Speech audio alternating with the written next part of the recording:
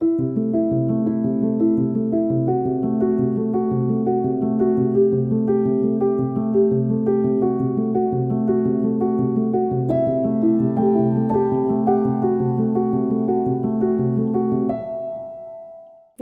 Viewers, आप सभी का स्वागत है हमारे इस शो मेरी कलम पर और मैं आपकी होस्ट पायल आप सभी का स्वागत करती हूँ। आज हम आपको जिन ऑथर से मिलवाएंगे वो है शारू साहनी जी। इन्होंने एक बहुत ही सुंदर किताब लिखी है जिसका नाम है द अवेकनिंग। ये ना तो केवल एक ऑथर हैं, इसके साथ साथ ये एक angel therapist, Karma board reader और पास्ट लाइफ रिग्रेशनिस्ट भी हैं। ये विजडम सेशंस और क्लैरिटी सेशंस भी लेती हैं। शारू जी, आपका स्वागत है हमारे शो में। शुक्रिया पायल जी, आपका यहाँ पे मुझे इस मंच पे बुलाने के लिए और पीएमसी हिंदी का आभार मैं व्यक्त करती हूँ कि उन्होंने मुझे ये मंच दिया। शुक्रिया, thank you so much. Thank you Sharu ji यहाँ आने के लिए। तो आप सबसे पहले हमारे व्यूअर्स को कुछ अपने बारे में बताइए। जी, बहुत कुछ तो मैं इस मंच पे इतना सब कुछ तो नहीं बता पाऊँगी, लेकिन हाँ, शॉर्ट में ज़रूर बताती हूँ कि मध्यम वर्गीय कश्मीरी परिवार से हूँ और माता पिता हैं और रहे वो जब तक वो रहे तब तक उन्होंने मुझे बहुत कुछ सिखाया। मेरे पिताजी ने मुझे 2 चीज़ें सिखाई, एक अनुशासन में रहना और समय का पाबंद होना। ये 2 चीज़ें मेरी ज़िंदगी में बहुत ज़्यादा इम्पोर्टेंस रखती हैं और मेरी माँ से मैंने सब्र रखना सीखा और अब मैं वो सिखाती भी हूँ किस तरह से सब्र रखा जाता है जी। तीसरे इंसान जो मेरी ज़िंदगी में आए, जिन्होंने बहुत ज़्यादा मेरी लाइफ में एक ट्रांसफॉर्मेशन जो लेके आए, वो हैं पत्री जी। और पत्री जी से जो भी मैंने सीखा, आज जो भी मैं हूँ, मैं उनकी बदौलत हूँ। उनसे मैंने ध्यान, स्वाध्याय, सज्जन सांगत्य और मौन सीखा। और इन चारों चीज़ों के साथ और जो मेरे पेरेंट्स ने मुझे सिखाया, मेरे माँ बाप ने सिखाया, उसकी बदौलत आज मैं जो हूँ वो यहाँ पे हूँ। उसकी वजह से ना केवल मेरे अंदर एक जिसे बोलते हैं ना पायल जी, एक आध्यात्मिक परिपक्वता और स्थिरता भी आई, जिसे आप स्पिरिचुअल मैच्योरिटी या स्पिरिचुअल स्टेबिलिटी भी बोलते हैं जी। और उससे मेरा मानसिक और जो एक भौतिक विकास है वो हुआ।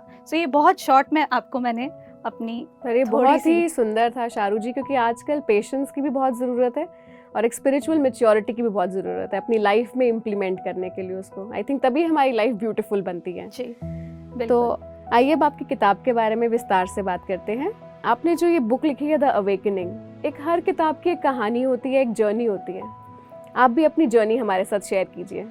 जी बिल्कुल, मेरी किताब की बहुत ही मज़ेदार एक यात्रा रही है, जर्नी रही है, बहुत इंटरेस्टिंग है जो मैं आपको सुनाती हूँ, क्योंकि ये शायद ये बुक नहीं आती अगर पत्री जी नहीं होते। तो सबसे ज़्यादा जो एक श्रेय मैं बोलूँगी वो पत्री जी को ही जाता है। जिस तरह से वो दूसरे लोगों को भी बोलते थे कि अपने अनुभव अपनी किताबों में डालिए, तो जब भी मिलते थे वो मुझे 2017 से ये शुरू हुआ था और सर मुझे बोलना शुरू किए थे कि किताब लिखिए मैडम, किताब लिखिए। और जब भी वो मुझे देखते थे वो कहते थे मेरे पास आपकी किताब अभी तक पहुंची नहीं। तो अंदर से एक जिसे बोलते हैं एक डर था कि मैं जो वो मुझसे मांग रहे हैं तो क्या मैं उसको न्याय कर सकती हूँ, जस्टिस कर सकती हूँ उन सभी शब्दों का जो वो चाह रहे हैं लिखना।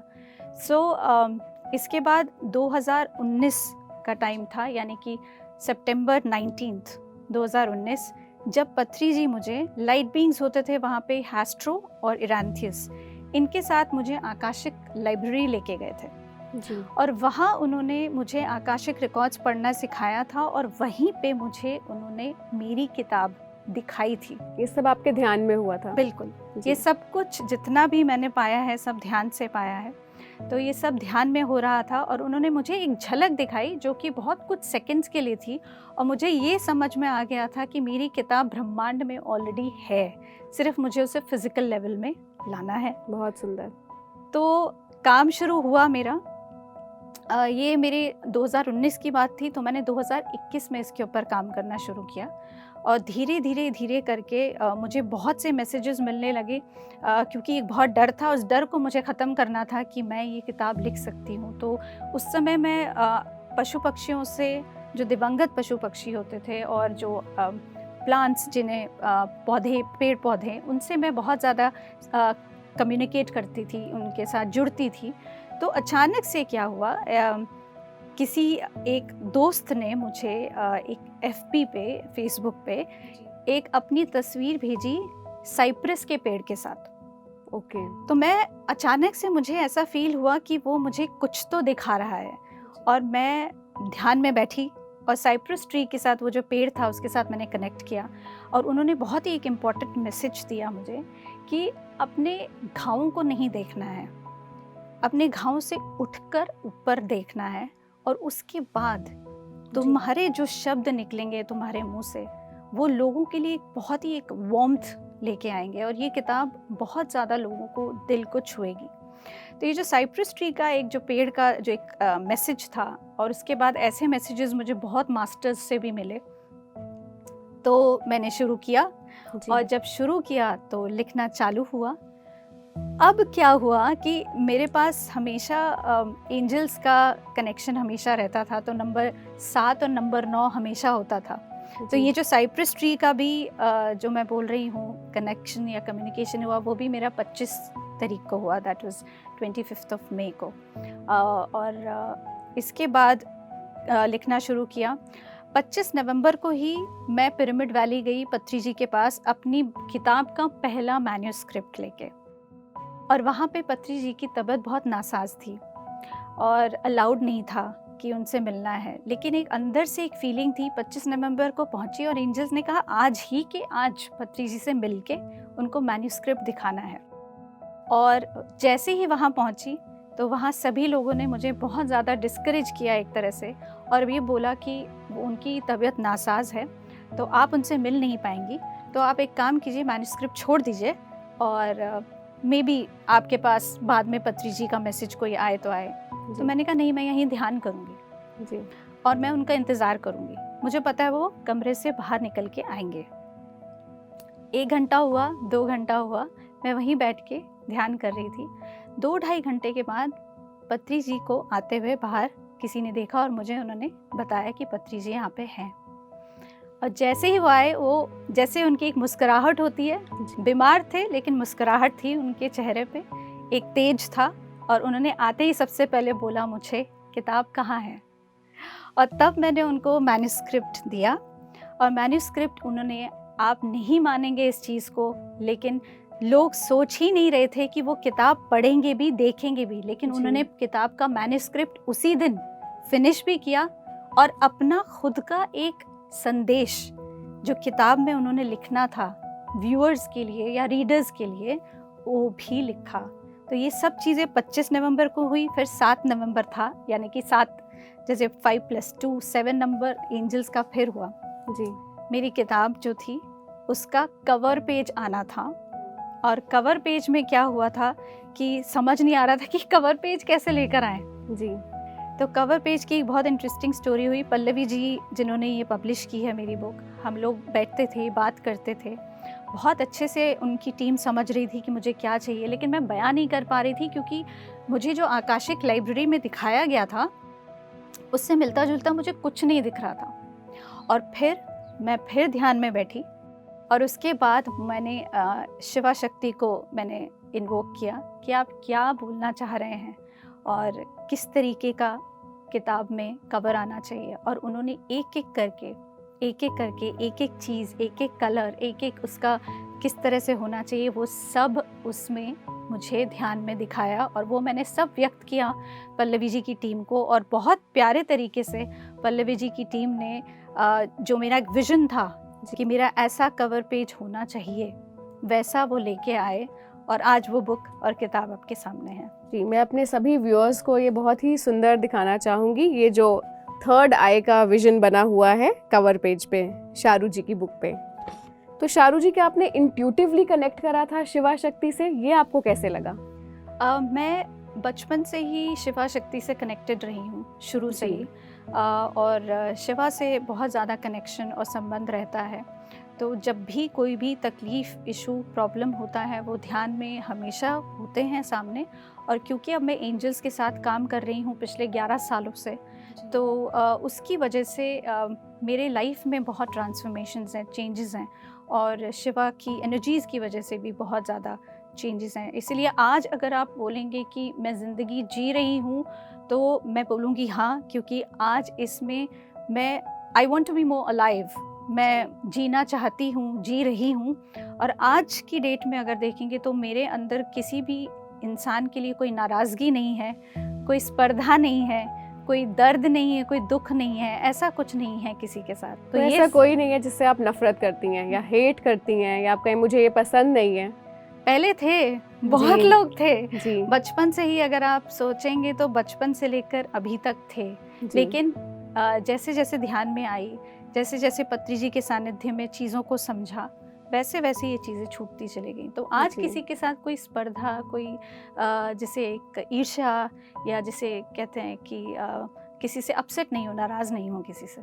तो सिर्फ प्यार है, प्यार दे रही हूँ, प्यार ले रही हूँ, सिर्फ ये कर रही हूँ। आप अनकंडीशनल लव बांट रही हैं चारू जी, बहुत ही सुंदर। शायद यही एक आपका बहुत बड़ा, जैसे कि आपने कहा कि आप स्पिरिचुअली मैच्योर हो गई हैं, या आई थिंक आप उसका एक लिविंग एग्जांपल हैं अपनी स्पिरिचुअल मैच्योरिटी का। Thank you. जहाँ कोई जेलसी नहीं है, किसी के लिए कोई ईर्ष्या नहीं है, किसी के लिए कोई नफरत नहीं है। That's so beautiful. तो आपकी जर्नी तो बहुत इंटरेस्टिंग थी चारू जी। इस बुक के पीछे की एक पूरी कहानी थी, इनफैक्ट मैं कहूँगी किताब के पीछे की कहानी, जो आपने बहुत सुंदर तरीके से बयां भी की। आगे जब मैंने इसके कंटेंट्स देखे बुक के, तो आपने चैप्टर 2 में फेरीज के बारे में बहुत बात करी है। आप उनके साथ अपना कुछ कनेक्ट बताइए। मेरी ज़िंदगी फेरीज और एंजल्स के इर्द गिर्द ही घूमती है पायल जी। तो एंजल्स का बहुत बड़ा योगदान मेरी लाइफ में रहा है, क्योंकि अगर वो नहीं होते तो शायद आज मैं यहाँ नहीं होती। शायद बहुत साल पहले सुसाइड करके मैंने अपनी ज़िंदगी को ख़त्म कर दिया होता और मैं यहाँ नहीं बैठी होती। तो जी हाँ, एंजल्स का बहुत बड़ा एक जिसे रोल कहते हैं वो है। तो फेरीज़ के बारे में जब हम बात करते हैं तो फेरीज़ का आगाज़ मेरी लाइफ में बहुत पहले हो चुका था, जब मुझे मैं ध्यान में भी नहीं आई थी।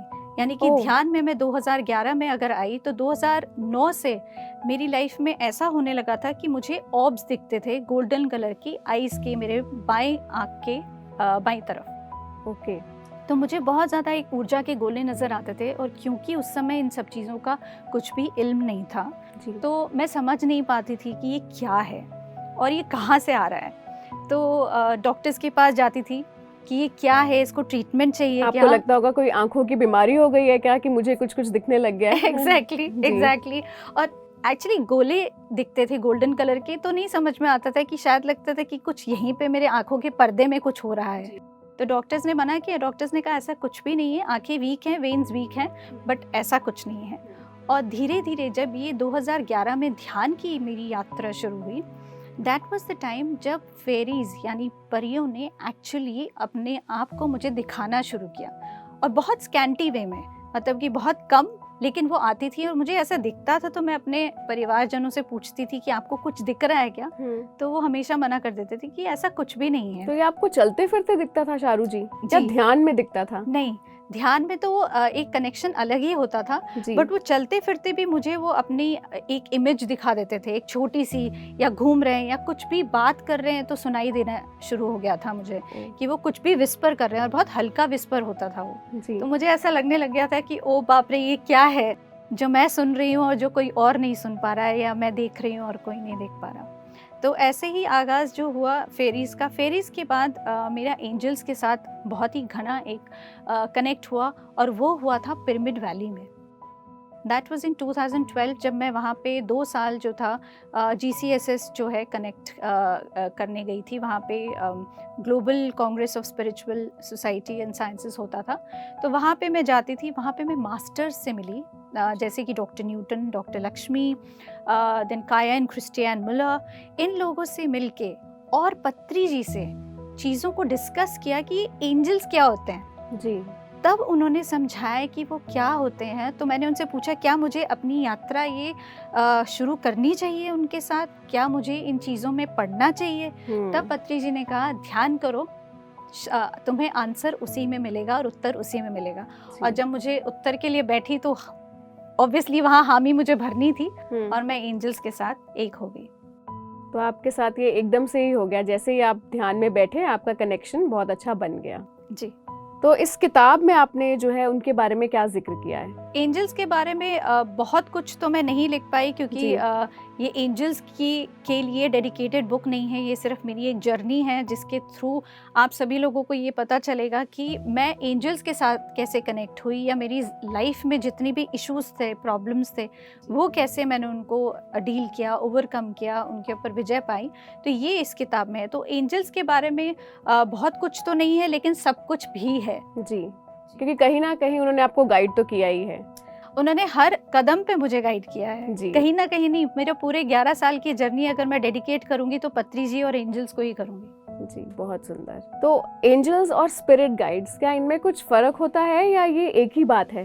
आपने स्पिरिट गाइड्स के बारे में भी मेंशन किया है अपनी किताब में। स्पिरिट गाइड्स और एंजल्स में एक छोटा सा फर्क है जी।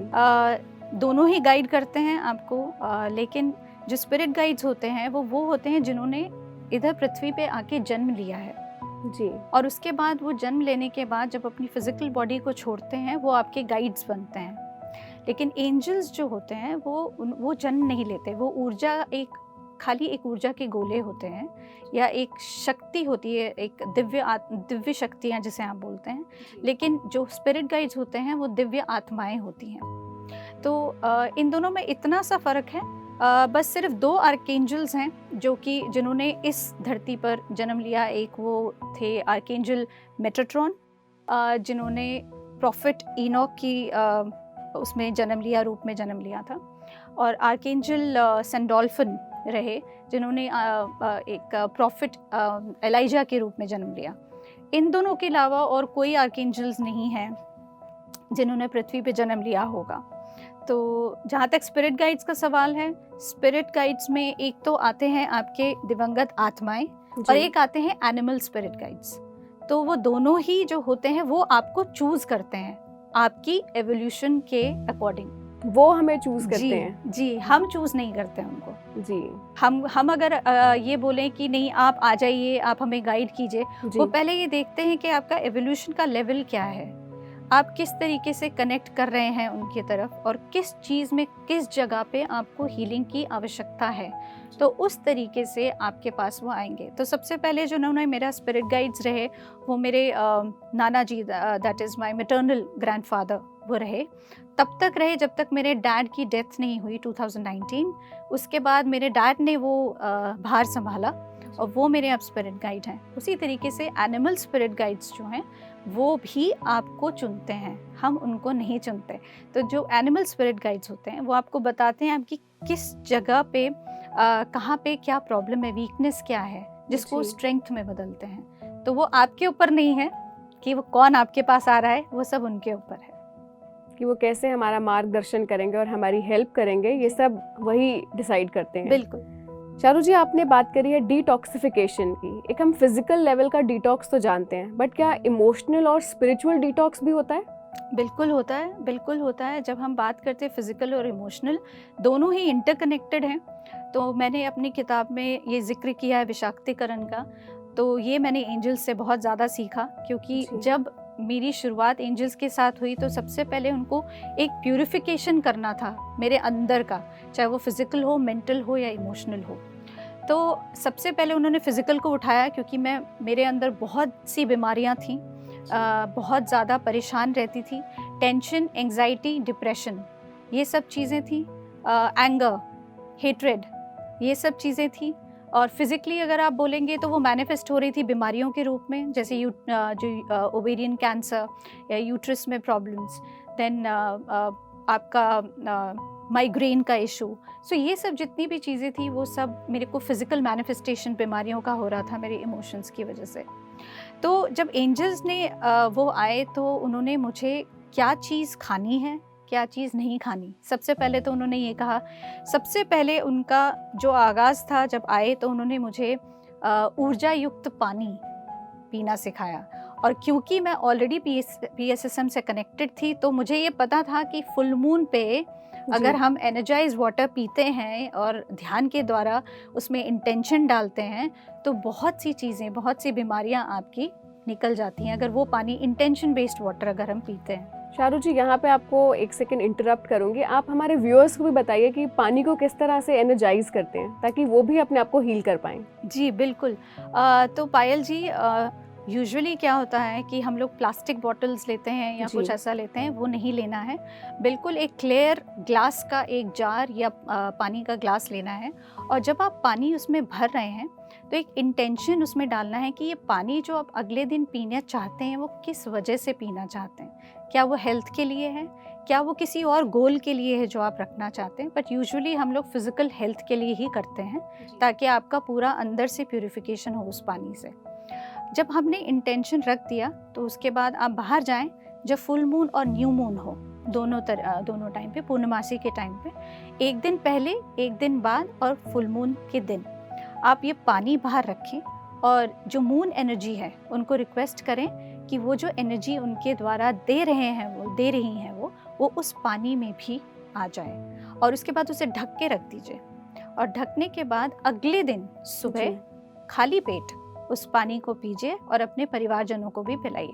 तो आपको पता चलेगा कि जो एसिडिटी का इशू होता है, लोगों को यूजुअली स्टमक रिलेटेड इश्यूज होते हैं या किसी भी तरीके का प्रॉब्लम होता है, वो ब्लॉकेजेस खुलती रहेंगी। क्योंकि जब हम इंटेंशन डालते हैं पानी के अंदर तो पानी का मॉलिक्यूलर स्ट्रक्चर जो होता है वो चेंज हो जाता है, वो बन जाता है जो आप करना चाहते हैं। शायद चारू जी इसी को ये भी कहते हैं कि वाटर हैज मेमोरी।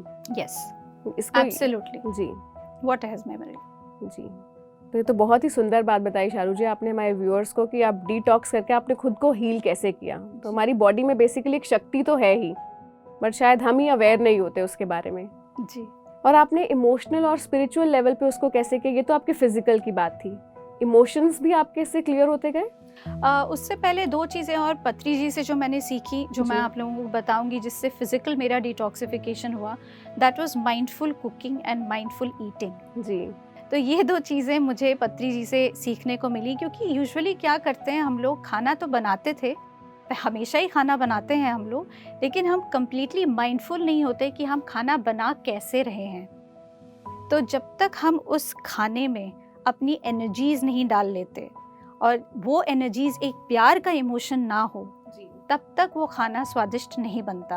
और जब भी हम पत्री जी के साथ मिलके खाना बनाते थे तो हमें पत्री जी हमेशा ये बोलते थे कि जब भी कुछ भी कर रहे हो उस चीज़ के साथ बने रहो।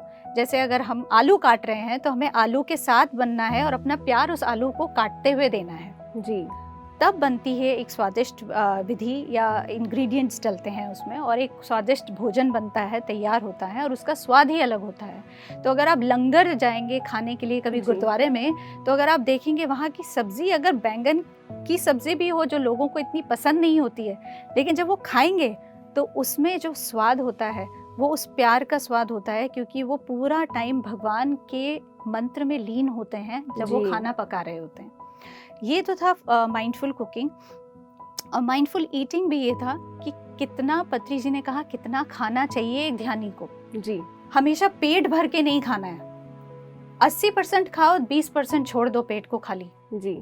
ताकि सो भी पाओ, ध्यान भी कर पाओ, और अपनी जो एक फिजिकल बॉडी है उसको चला पाओ। और जब भी खाओ, खाने के साथ रहो, कोई फ़ोन नहीं, टीवी नहीं, किसी से बातचीत नहीं। तो ये सब चीज़ें जो थी वो फिजिकल लेवल पे हो रही थी मेरे साथ, और जो मैंने इनकलकेट की, क्योंकि गुरुजी बहुत कुछ सिखा रहे थे मुझे। जी। जी। तो जहाँ तक इमोशनल का सवाल है, इमोशनल विषाक्तीकरण कैसे होता है? इमोशन का मतलब होता है कि आपके जो थॉट्स हैं, विच आर इन मोशन। जी। तो उन विचारों को किस तरह से आपने सही रखना है, उसको कॉन्शियस चॉइसेस कैसे लेनी है, और अपने थॉट्स को, देखिए हम लोग माइंड ओरिएंटेड बीइंग्स हैं, इंसान हैं, थॉट्स तो आते ही हैं। क्योंकि शारू जी कहने में बहुत आसान है, बट आपका माइंड अपनी ही गेम्स प्ले कर रहा होता है, जिसको कंट्रोल करना, आपको उसके लिए बहुत अवेयर रहना होता है। बिल्कुल पायल जी, बिकॉज थॉट्स की वजह से ही लोगों के अंदर इतने दर्द भरे हुए होते हैं कि वो उन्हीं थॉट्स के साथ रहना शुरू कर देते हैं। तो जब हम उनके साथ, थॉट्स के साथ आइडेंटिफाई करते हैं अपने आप को, प्रॉब्लम तब शुरू होती है। थॉट्स तो आएंगे ही ना।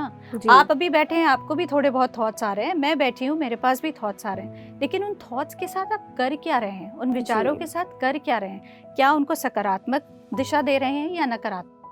ये चीज़ जो थी वो आपको, वो इमोशनल लेवल पे आपको, मुझे सीखी मैंने, और मैं आगे बढ़ गई, क्योंकि अब मुझे पता है कि कौन सा थॉट जो है जिसके साथ मुझे रहना है, कौन सा नहीं रहना है। और ध्यान में जब मैं आई तो ध्यान में तो बिल्कुल ही जो थॉट्स थे अब वो नहीं रहते मेरे पास। तो उस समय बहुत एक शांति, एक सुकून का एहसास होता है। तो शारू जी, आपकी लाइफ में भी, हमारी लाइफ में अप्स एंड डाउन्स तो आते ही हैं, कोई ना कोई पॉजिटिव नेगेटिव ये सब चलता ही रहता है। तो आपकी लाइफ में जब नेगेटिव सिचुएशंस आती हैं, आप how do you deal with them? आप उनसे ऊपर कैसे उठते हैं? जैसे आपने कहा आप अपने थॉट्स को कंट्रोल कर लेते हैं, so how do you personally do that? इंसान हूँ पायल जी, थोड़ा टाइम तो अपसेट भी हो जाती हूँ, ऐसा नहीं कि नहीं होती हूँ, लेकिन उस वाइब्रेशन पे, उस स्पंदन में या आवृत्ति में मैं बहुत कम समय तक रहती हूँ। मैं बहुत ज़्यादा उस वाइब्रेशन में रहना पसंद नहीं करती, बिकॉज एंजल्स का वहीं उसी समय टैप हो जाता है कि बहुत टाइम हो गया, 5 मिनट से ज़्यादा अब इस पे नहीं रहना है। क्योंकि मैं जानती हूँ कि अगर उसके साथ, उस थॉट, उस विचार के साथ मैंने एक स्टोरी बनानी शुरू कर दी जी, तो फिर आपकी ज़िंदगी तबाह हो जाती है, जो कि हम ज़्यादातर करते हैं अपनी लाइफ में। बिल्कुल, हम उस थॉट के साथ पूरा पूरा दिन रहते हैं और हम बातें करते रहते हैं और उसी में अपना पूरा वक्त ज़ाया कर देते हैं, जिसकी हमारी लाइफ में शायद कोई इम्पोर्टेंस भी नहीं है इतनी। बिल्कुल बिल्कुल बिल्कुल, हम पास्ट के साथ चले जाते हैं, फ्यूचर में चले जाते हैं, लेकिन हम ये भूल जाते हैं कि हमें आज में भी जीना सीखना है, आज प्रेजेंट में हमारे पास क्या है। तो वो जो मैं विचारों को, जो मैंने एक और गुरु रहे थिक नाथ हान, जिनकी किताबें मैंने बहुत पढ़ी, उनसे मैं बहुत प्रभावित थी। और तो उनसे जब मैंने ये माइंडफुलनेस सीखी, तो उससे मुझे बहुत ज़्यादा, जिसे बोलते हैं कि एक हेल्प मिली मुझे। और मैं इमोशंस को, बीइंग इन द प्रेजेंट, आज क्या है मेरे पास, आज मैं क्या हूँ, आज मैं क्या कर रही हूँ, तो इस समय मेरी ब्रीदिंग चल रही है, मैं अलाइव हूँ, मैं जिंदा हूँ, इस चीज़ पे जब मैं फोकस करती हूँ तो ध्यान, एक तरह से माइंडफुल मेडिटेशन शुरू हो जाता है मेरा, that is open I meditation. तो मैं इसी में पूरा टाइम रहती हूँ। तो इस तरीके से मैंने अपने इमोशंस को और अपनी ज़िंदगी को और संवारा। थैंक यू शारू जी, आपने इतनी सुंदर बातें शेयर करी हैं। आई एम श्योर हमारे व्यूअर्स को बहुत कुछ सीखने को मिल रहा है आपसे। Thank you. तो शारू जी, आपने बहुत सी लर्निंग्स भी मेंशन करी हैं इस किताब में। ध्यान हो, ग्रैटिट्यूड हो। ग्रैटिट्यूड बहुत मिसिंग होता है लोगों की लाइफ में, हम बहुत चीज़ें फॉर ग्रांटेड लेते हैं। कुछ इन खूबसूरत बातों के बारे में बताइए। जी पायल जी, बहुत सी चीज़ें हैं जो मैंने एंजल्स से, पत्री जी से सीखी हैं और उन तमाम लोगों से सीखी हैं जो मेरी ज़िंदगी में एक लेसन या ब्लेसिंग्स बन के आए थे।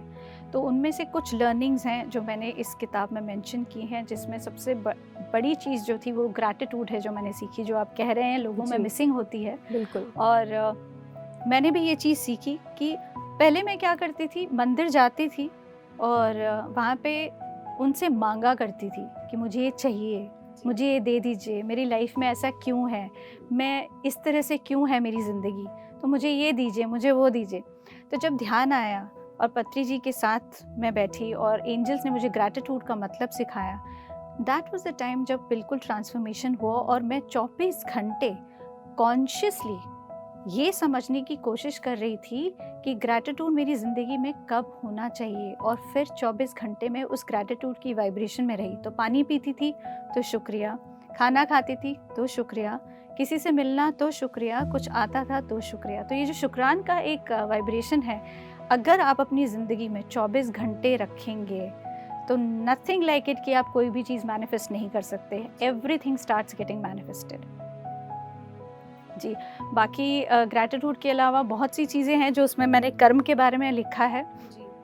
और कर्म का एक बहुत ही सुंदर चीज़ें हैं जो मैंने उसमें डिस्क्राइब या मेंशन नहीं की, बट कर्म ज़रूर है जो एक मेरी लाइफ में ज़िंदगी में आया कि कर्म क्या है, कर्म क्या होता है। तो ये चीज़ मैंने सीखी कि सिर्फ एक एक्शन नहीं होता कर्म, क्योंकि यूजुअली हमें ये इम्प्रेशन होता है कि भाई एक्शन हाँ है, जो आप काम कर रहे हैं वही कर्म है जी। लेकिन कर्म थॉट से ज़्यादा रिलेटेड होता है।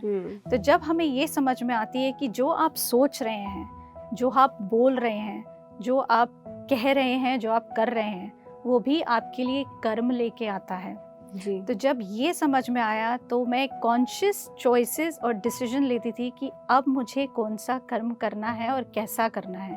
क्या मुझे किसी के लिए बुरा भला बोलना है, क्योंकि जैसे ही होता था तो मैं अपने आप की एक मॉनिटर थी तो मैं अपने आप को मना कर देती थी कि मुझे किसी के लिए बुरा नहीं कहना है, अपने मुंह से शब्द नहीं निकालने, अपने दिल में नहीं सोचना है किसी की। जी, ये बहुत इंपॉर्टेंट है शारू जी कि बोलने से अलावा एक फील भी आपको होना चाहिए। ये नहीं कि मैं अंदर तो उनको अपने मन में रखा हुआ है बट मैं मुंह से कुछ नहीं बोल रही। बिल्कुल, अंदर से भी बिल्कुल साफ होना चाहिए। बिल्कुल। अगर सपोज अगर मैं आज आपके सामने मैं हंस रही हूँ, मुस्कुरा रही हूँ और अंदर से आपको गालियां दे रही हूँ, तो वो मेरा कर्म बनाता है। जी। तो आपको थॉट और विचार कैसे आ रहे हैं, आपका इंटेंशन क्या है, हर विचार के पीछे वो बहुत ज़्यादा महत्वपूर्ण हो जाता है। और इसी चक्कर में, इसी तरीके से, इन्हीं लर्निंग्स की वजह से मैं, जैसे पत्री जी बोलते हैं, जर्नी मेरी रही alpha to omega, nothing to everything, और जिसे बोलते हैं कि आई से वी की जर्नी मेरी रही।